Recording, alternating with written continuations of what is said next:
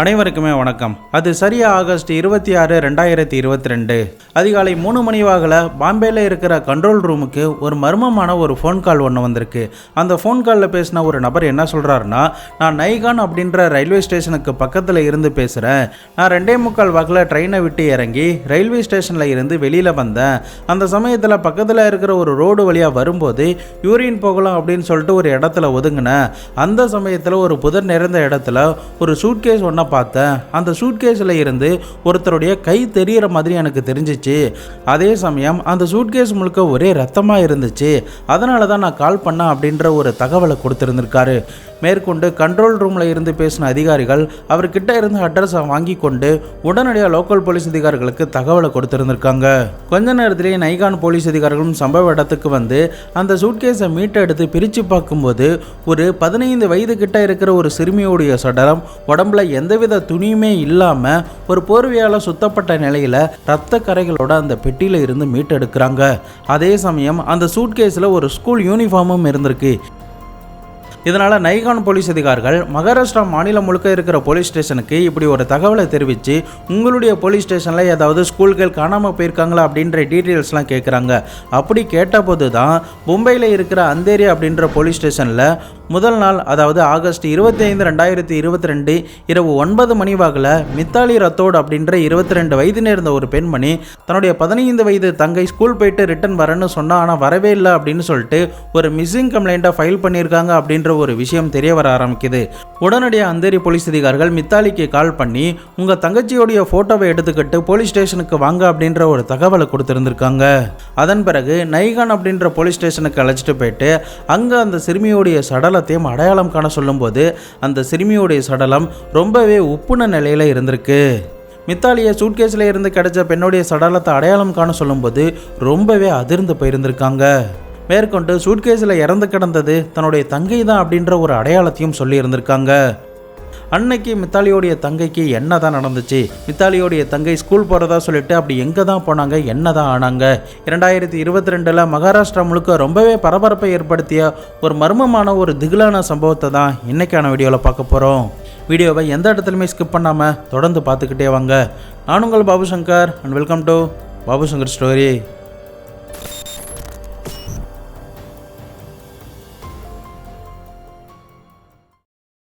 நம்ம சேனலில் வர வீடியோஸ்லாம் பிடிச்சதுன்னா மறக்காமல் லைக் பண்ணுங்கள். முடிஞ்ச அளவுக்கு 5க்கு எவ்வளோ ஸ்டார் அப்படிங்கிறதையும் கமெண்ட் பாக்ஸில் சொல்லிட்டு போங்க. அப்போ தான் நம்ம சேனலில் வர வீடியோஸ்லாம் நிறைய பேருக்கு ரெக்கமெண்டில் போய் சேரும். சப்ஸ்கிரைப் பண்ணாமல் யாராவது பார்த்துக்கிட்டு இருந்தீங்கன்னா மறக்காமல் சப்ஸ்கிரைப் பண்ணி பாருங்கள்.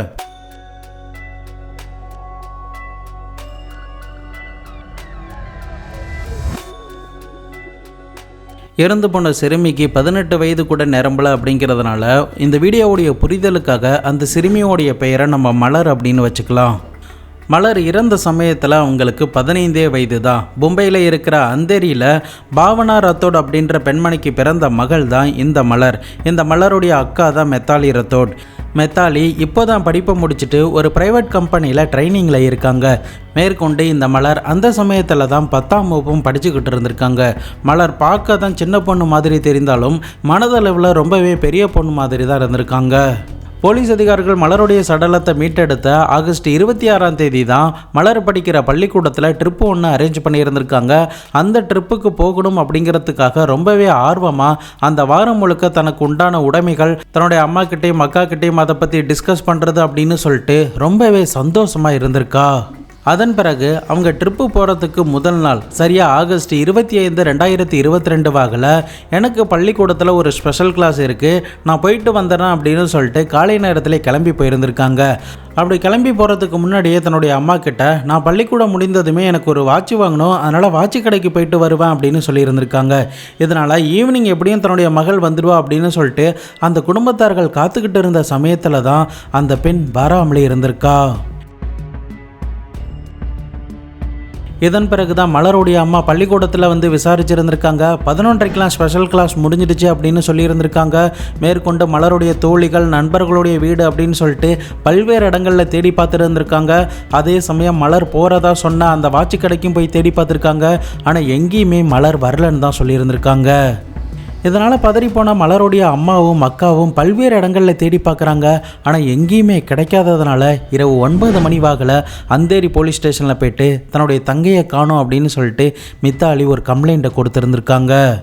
அதன் பிறகு தான் மறுநாள் விடியற்காலை வாக்கில் அந்தேரி போலீஸ் ஸ்டேஷனில் இருந்து 30 கிலோமீட்டருக்கு மேலே இருக்கிற நைகான் ரயில்வே ஸ்டேஷன் கிட்ட மலருடைய சடலத்தை மீட்டெடுத்திருக்காங்க. அதை போயிட்டு இந்த குடும்பத்தார்கள் அடையாளமும் கண்டு இருந்திருக்காங்க. அடுத்த கட்டமாக போலீஸ் அதிகாரிகள் இறந்து போன சிறுமியோடைய அம்மா கிட்ட விசாரணை பண்ணும்போது சில தகவல்கள் சொல்லியிருந்திருக்காங்க. கொஞ்ச நாட்களுக்கு முன்னாடி சந்தோஷ் அப்படின்ற ஒரு பையனை ரோட்லேயே அவங்க அரைஞ்சதாகவும் சொல்கிறாங்க. அதே சமயம் இறந்து போன அந்த மலர் அப்படின்ற அந்த சிறுமியையும் அவன் ரொம்பவே டார்ச்சர் பண்ணிக்கிட்டே இருந்தான். அவங்களும் ஒரு நாள் ரோட்லேயே வச்சு பலார்னு அரைஞ்சாங்க அப்படின்ற ஒரு தகவலையும் கொடுத்துருந்துருக்காங்க. ஸோ இதை வச்சு பார்க்கும்போது சந்தோஷ் கோபத்தில் இது எதையாவது பண்ணியிருப்பானோ அப்படின்ற ஒரு அடிப்படையில் உடனடியாக போலீஸ் அதிகாரிகள் சந்தோஷை தேட ஆரம்பிச்சிருக்காங்க. சந்தோஷை நடு ரோட்டில் வச்சு இந்த குடும்பத்தார்கள் எதனால் அரைஞ்சாங்க, அப்படி சந்தோஷ் இந்த குடும்பத்தார்களுக்கு என்ன தான் பண்ணா, போலீஸ் அதிகாரிகள் இந்த சந்தோஷை கண்டுபிடிக்கிறாங்களா இல்லையா அப்படிங்கிறத இப்போ நம்ம பார்த்துடலாம்.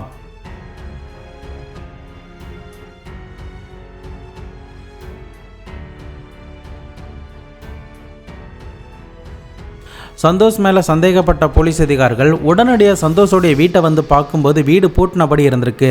அவனுடைய நம்பருக்கும் கால் பண்ணி பார்க்கும்போது மொபைல் சுவிட்ச் ஆஃப்னு வந்திருக்கு. ஒருவேளை இவன் தவறு பண்ணலனா எதனால் மொபைலை சுவிட்ச் ஆஃப் பண்ணணும் அப்படின்ற ஒரு சந்தேகம் அந்த இடத்துல எழ ஆரம்பித்ததுனால முழுக்க இந்த வழக்கில் சந்தோஷை தான் தேட ஆரம்பிச்சிருக்காங்க. இதை கன்ஃபார்ம் பண்ணணும் அப்படிங்கிறதுக்காக நைகான் ரயில்வே ஸ்டேஷனில் இருக்கிற எல்லா சிசிடிவியுமே தரோவாக செக் பண்ணி பார்த்ததில் நள்ளிரவு 2:30 மணி வாக்கில் இந்த சந்தோஷம் அவன் கூட இன்னொரு பையனும் ஒரு சூட்கேஸை தள்ளிக்கிட்டு போகிறது எல்லாமே பதிவாக இருந்திருக்கு. சிசிடிவியில் இருக்கிற சூட்கேஸும் கிரைம் சீனில் இருந்து கிடைச்ச சூட்கேஸும் ஒரே கலரில் இருக்கிறதுனால கிட்டத்தட்ட இந்த சந்தோஷ் தான் ஏதோ பண்ணியிருக்கான் அப்படிங்கிறது தெரிய ஆரம்பித்ததும் அந்த நைகான் ரயில்வே ஸ்டேஷனில் இருக்கிற மற்ற சிசிடிவி காட்சிகள் எல்லாத்தையுமே செக் பண்ணி இருந்திருக்காங்க. அப்படி செக் பண்ணி பார்த்ததில் ஜோத்பூர் அப்படின்ற பகுதிக்கு செல்லக்கூடிய ட்ரெயினில் இவனுங்க பகல் நேரத்தில் ஏறி போகிறது எல்லாமே பதிவாக இருந்திருக்கு. இதனால் போலீஸ் அதிகாரிகள் ஜோத்பூருக்கு செல்லக்கூடிய அந்த ட்ரெயின் எந்தெந்த ரயில்வே ஸ்டேஷன் வழியாக போணுச்சோ அந்தந்த ரயில்வே ஸ்டேஷனில் செக் பண்ணி பார்க்கும்போது அவனுங்க 2 பேரையுமே சரிவர அடையாளம் காண முடியாத ஒரு சூழ்நிலையும் ஏற்பட ஆரம்பிக்குது. அடுத்த கட்டமாக போலீஸ் என்ன பிளான் பண்ணியிருந்திருக்காங்கன்னா, இந்த சந்தோஷை பற்றி அவங்க விசாரித்ததில் அவனுடைய சொந்த ஊர் குஜராத் மாநிலத்தில் இருக்கிற பலன்பூர் அப்படிங்கிறது தெரிய வருது. இதனால் எப்படியும் அந்த ஊருக்கு தான் போயிருக்கணும் அப்படின்ற அடிப்படையில் அவனுடைய ஊருக்கு போய்ட்டு போலீஸ் அதிகாரிகள் தேடி பார்த்துருக்காங்க. ஆனால் எங்கேயுமே அந்த சந்தோஷ் போலீஸ் கண்ணில் படவே இல்லை. இதனால் இவனை பிடிக்கிறதுக்காக 10 டீம் கிட்ட ஃபார்ம் பண்ணி வட இந்தியா முழுக்க மகாராஷ்டிரா போலீஸ் அதிகாரிகள் தேட ஆரம்பிச்சிருக்காங்க. இது எல்லாமே ஒரு பக்கம் நடந்துக்கிட்டு இருக்கிற சமயத்தில் மலரோட அக்காவான மெத்தாலி என்ன பண்ணியிருந்திருக்காங்கன்னா, அவங்களுக்கு தெரிஞ்ச சோசியல் மீடியா நண்பர்களுக்கு தன்னுடைய தங்கையோடைய ஃபோட்டோவையும் சந்தோஷ் மற்றும் அவனுடைய நண்பனுடைய ஃபோட்டோவையும் ஷேர் பண்ணி அவனுங்க என்னென்னலாம் பண்ணானுங்களோ அது எல்லாத்தையுமே ஒரு போஸ்ட்டாக போட்டிருந்திருக்காங்க. மேற்கொண்டு அவங்களுடைய சொந்தக்காரங்க நண்பர்கள் அப்படின்னு சொல்லிட்டு எல்லாருக்குமே ஷேர் பண்ணி இதை வைரலாக்குங்க அப்படின்னு சொல்கிறாங்க.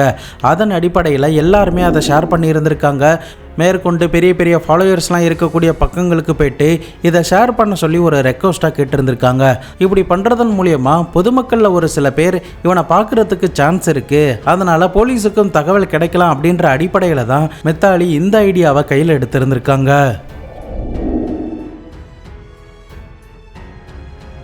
மித்தாலியோடைய ஐடியாஸ் எல்லாமே இந்த இடத்துல ஒர்க் அவுட் ஆகியிருந்திருக்கு. அது எப்படின்னா, பலன்பூர் அப்படின்ற பகுதியை சேர்ந்த கபீர் அப்படின்ற ஒருத்தர் போலீஸ் அதிகாரிகளுக்கு ஒரு தகவலை கொடுத்துருந்துருக்காரு. அது என்னன்னா, இங்கே இருக்கிற ஒரு லாட்ஜில் தான் இந்த சந்தோஷ் மறைவாக தங்கியிருக்கான் அப்படின்ற ஒரு தகவலை கொடுக்குறாரு. உடனடியாக போலீஸ் அதிகாரிகளும் அந்த லாட்ஜுக்கு போய்ட்டு சந்தோஷையும் அவன் கூட இருக்கிற ஒரு நண்பனையும் கைது பண்ணியிருந்திருக்காங்க. இந்த கபீர் யாருன்னா, சந்தோஷோடைய சொந்த ஊரான பலன்பூரில் இருக்கிற அவனுடைய பாட்டிக்கும் இந்த கபீருக்கும் நிலப்பிரச்சனைகள்லாம் இருந்திருக்கு.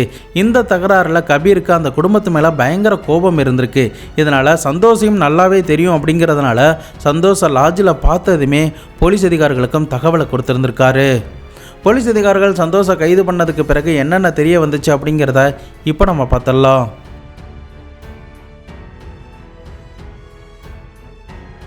கைது செய்யப்பட்ட இந்த சந்தோஷ் 12ஆம் வகுப்பு ட்ராப் அவுட் ஆகியிருந்திருக்கான். அதன் பிறகு லோக்கலில் கிடைக்கிற சின்ன சின்ன வேலைகளை பார்த்து கொண்டு தன்னுடைய அன்றாட வாழ்க்கையை நகர்த்திக்கிட்டே வந்திருக்கான். இந்த சமயத்தில் தான் ஃபேஸ்புக் மூலயமா இறந்து போன மலருடைய பழக்கம் இவனுக்கு கிடைக்க ஆரம்பிக்குது. ஆரம்பத்தில் 2 பேரும் நண்பர்களாக இருந்திருக்காங்க. நாட்கள் ஆக ஆக அது ஒரு கட்டத்தில் காதலாக மாற ஆரம்பித்ததும் 2 பேரும் அடிக்கடி வெளியில் மீட் பண்ணி இருந்திருக்காங்க. அதே சமயம் தன்னுடைய நண்பர்கள் கூட வெளியூர் போகிறேன் அப்படின்னு சொல்லிட்டு இவன் கூட வேற ஒரு ஊரில் லாட்ஜில் தங்கினதாகவும் அந்த குடும்பத்தார்களுக்கு தெரிய வர ஆரம்பிக்குது. அந்த விஷயம் இந்த குடும்பத்தார்களுக்கு எப்படி தெரிய வருதுன்னா, மலருக்கு அந்த சமயங்களில் கால் பண்ண போது அவங்க எடுக்காமல் இருந்திருக்காங்க. இதனால் மலருடைய தோழிகளுக்கு கால் பண்ணி கேட்கும்போது மலர் அப்படி எங்கள் கூட வரவே இல்லையே அப்படின்னு தெரிவிச்சிருந்திருக்காங்க. இதன் பிறகு தான் இந்த சந்தோஷ் கூட 2 பேரும் லாட்ஜில் இருக்கிற விஷயம் கேள்விப்பட்டதுமே ரொம்பவே அதிர்ந்து போய் சந்தோஷை கண்டிக்க ஆரம்பிச்சிருக்காங்க. அப்படி கண்டிக்கிற சமயத்தில் தான் மலருடைய அம்மா ரோட்லேயே வச்சு அவனை பலார்னு அரைஞ்சிருந்திருக்காங்க. இதனால் பயங்கரமான ஒரு ஆத்திரம் அவனுக்குள்ளே ஏற்பட்டாலும் மலருக்காக அதை பொறுத்து கொண்டே இருந்திருக்கான். ஆனால் நாட்கள் நகர நகர மலர் அவனை கொஞ்சம் கொஞ்சமாக அவாய்ட் பண்ணிக்கிட்டே வராங்க. தொடர்ந்து ஃபோர்ஸ் பண்ணிக்கிட்டே இருக்கிறதுனால ஒரு நாள் மலர் ரோட்டில் நடந்து போகிற சமயத்தில் ஏன் என்கிட்ட பேச மாட்டேற அப்படின்னு வழிமறைச்சு கேட்டிருந்திருக்காங்க. அந்த சமயத்தில் மலர் ரொம்பவே கோவப்பட்டதுனால அவனை ரோட்லேயே பலார்னு அரைஞ்சிருந்திருக்காங்க. இதனால் சந்தோஷுக்கு ஆத்திரம் மேலும் மேலும் அதிகரிச்சுக்கிட்டு போகுது. என்ன பண்ணலாம், இதுக்கு மேலே இவளை உயிரோட விடக்கூடாது, தனக்கு கிடைக்காதவ வேற யாருக்கும் கிடைக்கக்கூடாது அப்படின்ற ஒரு கோபம் அவனுக்குள்ள பயங்கரமாக ஊறிக்கிட்டே இருந்திருக்கு. இதனால் தன்னுடைய நண்பனான விஷால் கிட்ட இதை பற்றி புலம்பி இருந்திருக்கான். இறுதியாக இவர்கள் 2 பேரும் சேர்ந்து இந்த மலரை போட்டு தள்ளிடலாம் அப்படின்ற ஒரு பிளானுக்கும் வந்து இருந்திருக்காங்க. அதன் அடிப்படையில் ஹிந்தியில் வரக்கூடிய கிரைம் பேட்ரோல் வீடியோவை கம்ப்ளீட்டாக பார்த்து எப்படி கொலை பண்ணலாம், எப்படி போலீஸ்கிட்ட இருந்து தப்பிக்கலாம் அப்படின்ற எல்லா நுணுக்கங்களையும் தெரிஞ்சுக்கிட்டதுக்கு பிறகு ஒரு நாள் மலருக்கு கால் பண்ணி, நான் குஜராத் மாநிலத்துக்கே போகிறேன், கடைசியாக நான் உன்னை ஒரு முறை பார்க்கணும், என்னை வந்து பார்த்துட்டு போ அப்படின்னு சொல்லி கேட்டிருந்திருக்காங்க. அதன் அடிப்படையில் தான் சரியாக ஆகஸ்ட் 25ஆம் தேதி ஆஃப் டே தான் ஸ்பெஷல் கிளாஸ் அப்படிங்கிறதுனால மதியம் மகளும் உன்னை பார்க்க வரேன் அப்படின்னு வாக்குறுதி கொடுத்துருந்துருக்காங்க. மறுபக்கம் மலர் தன்னுடைய அம்மா கிட்ட என்னுடைய ஸ்பெஷல் கிளாஸ் முடிஞ்சதுக்கு பிறகு நான் வாட்சி கடைக்கு போகிறேன் அப்படின்னு தெரிவிச்சுட்டு சந்தோஷோடைய நண்பனுடைய வீடான விஷாலுடைய வீட்டுக்கு இந்த பெண்ணை வர வச்சிருந்திருக்கான். அந்த சமயத்தில் மலர்கிட்ட ஏதேதோ பேசி அவங்கள பிரெயின் வாஷ் பண்ணி இறுதியாக அவங்க மேலே கருணை காட்டுற மாதிரி கொண்டு வந்திருக்கான். அதன் பிறகு ஒரே ரூமில் அவங்க இருக்கிறதுனால 2 பேருக்குள்ளேயும் ஒரு ஃபிசிக்கல் அட்டாச்மெண்ட் ஏற்பட்டதும் பெட்டில் எந்தவித துணியுமே இல்லாமல் ஒரே போர்வைக்குள்ளே 2 பேரும் ஃபிசிக்கல் அட்டாச்மெண்ட்டில் இருந்திருக்காங்க. இந்த சந்தோஷோடைய பிளான் என்னவா இருந்திருக்குன்னா, அவனுக்கு தேவையான இன்பம் அந்த பெண்கிட்ட இருந்து கிடைச்சதுக்கு பிறகு அவளை போட்டு தள்ளிடணும் அப்படிங்கிறது தான். இதனால் ரூமுக்குள்ளேயே விஷாலை ஒரு இடத்துல மறைச்சி வச்சுருந்துருக்கான். அவன் சிக்னல் காட்டினதுமே அவன்கிட்ட இருக்கிற கத்தியை எடுத்துகிட்டு வந்து போர்வைக்குள்ளே இருக்கிற மலருடைய வயிற்றில் கண்ணா பின்னான்னு குத்தி இருந்திருக்கான். அதன் பிறகு நெஞ்சு பகுதி, கழுத்து பகுதி அப்படின்னு சொல்லிட்டு 2 பேருமே மாறி மாறி கத்தியால் கண்ணா பின்னான்னு குத்தி இருந்திருக்காங்க. அதன் பிறகு அதே போர்வையால் மலருடைய சடலத்தை சுருட்டி ஒரு சூட்கேஸ்குள்ளேயும் வச்சிருந்திருக்கானுங்க. அந்த சமயத்தில் மலருடைய யூனிஃபார்மையும் அந்த சூட்கேஸில் வச்சுருந்துருக்கானுங்க. அதன் பிறகு இரவு வாக்கில் ஒரு ஆட்டோவை ஒன்று புக் பண்ணி அந்த சூட்கேஸை ரயில்வே ஸ்டேஷன் கிட்ட எடுத்துகிட்டு போயிருந்திருக்காங்க. ஆட்டோக்காரருக்கும் எந்தவித சந்தேகமும் வராத அளவுக்கு பர்ஃபெக்டாக அவனுங்க நடிச்சிருந்திருக்கானுங்க. அதன் பிறகு தான் நைகான் ரயில்வே ஸ்டேஷனுக்கு வந்து அங்கே உள்ள புதர் நிறைந்த பகுதி கிட்ட போட்டுட்டு இவனுங்க ட்ரெயின் ஏறி ஜம்மு அண்ட் காஷ்மீருக்கு போயிருந்திருக்காங்க. மேற்கொண்டு அங்கே 2 நாட்கள் தங்கினதுக்கு பிறகு இவனுங்க கிட்ட பணம் இல்லாததுனால மறுபடியும் குஜராத்துக்கே வந்திருந்திருக்காங்க. அந்த சமயத்தில் ரோடுகளில் 2-3 நாட்கள் தங்கினதுக்கு பிறகு மிச்சம் இருக்கிற காசை வச்சு ஒரு லாட்ஜிலையும் தங்கியிருந்திருக்காங்க. அந்த சமயத்தில் தான் கபீர் அப்படின்ற ஒருத்தர் இவங்களை பார்த்ததுக்கு பிறகு போலீஸ் அதிகாரிகள்கிட்டே தகவலை கொடுத்துருந்துருக்காங்க. மேற்கொண்டு இவனுங்க 2 பேரும் ஜம்மு காஷ்மீருக்கு போவதற்குண்டான பணம் மற்றும் அங்கே தங்குவதற்குண்டான பணம், இவனுங்க சாப்பிடுவதற்குண்டான பணம் எல்லாமே எப்படி கிடைச்சதுன்னா, இந்த சந்தோஷோடைய நண்பனான விஷால் அப்படிங்கிறவன் தன்னுடைய அம்மாவுடைய தாலியை திருடி 2 லட்ச ரூபா கிட்ட ஒரு புரோக்கர் கிட்ட வித்திருந்திருக்கான். மேற்கொண்டு அந்த புரோக்கருக்கு 11,000 கிட்ட கமிஷன் கொடுத்ததுக்கு பிறகு 1,89,000 ரூபாயை எடுத்துக்கொண்டு தான் இவனுங்க இந்த பிளான் எல்லாமே பண்ணி கொலை பண்ணி இருந்திருக்கானுங்க. ஜம்மு அண்ட் காஷ்மீருக்கு எஸ்கேப் ஆகியும் போயிருந்திருக்காங்க. இறுதியாக பணம்லாம் தீர்ந்ததுக்கு பிறகு ரிட்டர்ன் பலன்பூர் அப்படின்ற பகுதிக்கே வந்து போலீஸ் அதிகாரிகள் கிட்ட மாட்டி இருந்திருக்கானுங்க. இவனுங்க போலீஸ்கிட்ட மாட்டிடக்கூடாது அப்படிங்கிறதுக்காக சடலத்தை தூக்கி போட்ட அதே இடத்துல தங்களுடைய மொபைலை சுவிட்ச் ஆஃப் பண்ணி இருந்திருக்கானுங்க. மேற்கொண்டு எந்த இடத்துலையுமே அவனுங்களுடைய மொபைலை சுவிட்ச் ஆன் பண்ணவே இல்லை. புதுசாக ஒரு மொபைலையும் வாங்கியிருந்திருக்கானுங்க. இது எல்லாமே போலீஸ் அதிகாரிகள் இவனுங்க கிட்டே இருந்து வாக்குமூலமாக பெற்றதுக்கு பிறகு இவனுங்களுக்கு எதிராக இருக்கிற ஆதாரங்கள் எல்லாத்தையுமே திரட்டி கோர்ட்டில் தற்போதைக்கு சார்ஜ் ஷீட்டும் ஃபைல் பண்ணியிருந்திருக்காங்க. தற்போதைக்கு இந்த வழக்கு கோர்ட்டில் நடந்துகிட்டு இருக்கிறதுனால என்ன தண்டனை இவர்களுக்கு கிடைக்க போகுது அப்படிங்கிறத பொறுத்திருந்து நம்ம பார்க்கலாம். ஒரு குற்றவாளி என்னதான் ஸ்மார்ட்டாக யோசித்தாலும் கூட போலீஸ் அதிகாரிகளுடைய இன்வெஸ்டிகேஷனில் இருந்து தப்பிக்க முடியாது அப்படிங்கிறத தான் இவனுடைய கதை நமக்கு உணர்த்துது அப்படின்னு நான் நம்புகிறேன். டீனேஜ் பருவத்தில் ஒருத்தர் எடுக்கிற தவறான முடிவு அவங்களுடைய வாழ்க்கையில் எவ்வளோ பெரிய பாதிப்பை ஏற்படுத்தும் அப்படிங்கிறத இந்த சம்பவம் நமக்கு எல்லாருக்கும் எடுத்து உரைச்சிருக்கும் அப்படின்னு நான் நம்புகிறேன். இந்த சம்பவத்தை பற்றியும் இந்த சந்தோஷ் மற்றும் மலரை பற்றி என்ன நினைக்கிறீங்க அப்படிங்கிறதையும் இந்த வீடியோவுக்கு 5க்கு எவ்வளோ ஸ்டார் கொடுப்பீங்க அப்படிங்கிறதையும் மறக்காமல் கமெண்ட் பாக்ஸில் சொல்லுங்கள். வீடியோஸ் பிடிச்சதுன்னா மறக்காமல் லைக் பண்ணி உங்களுடைய நண்பர்களுக்கும் ஷேர் பண்ணி விடுங்க. நம்ம சேனலுக்காக உருவாக்கப்பட்ட இன்ஸ்டாகிராம் டெலிகிராமில் ஃபாலோ பண்ணாதவங்க ஃபாலோ பண்ணிக்கோங்க, ஜாயின் பண்ணாதவங்க ஜாயின் பண்ணிக்கோங்க. நாளை மறுநாள் வேறு ஒரு க்ரைம் கேஸோட வேறு ஒரு வீடியோவில் உங்களை வந்து சந்திக்கிறேன். அது வரைக்கும் உங்களிடமிருந்து விடைபெறுவது உங்கள் பாபு சங்கர்.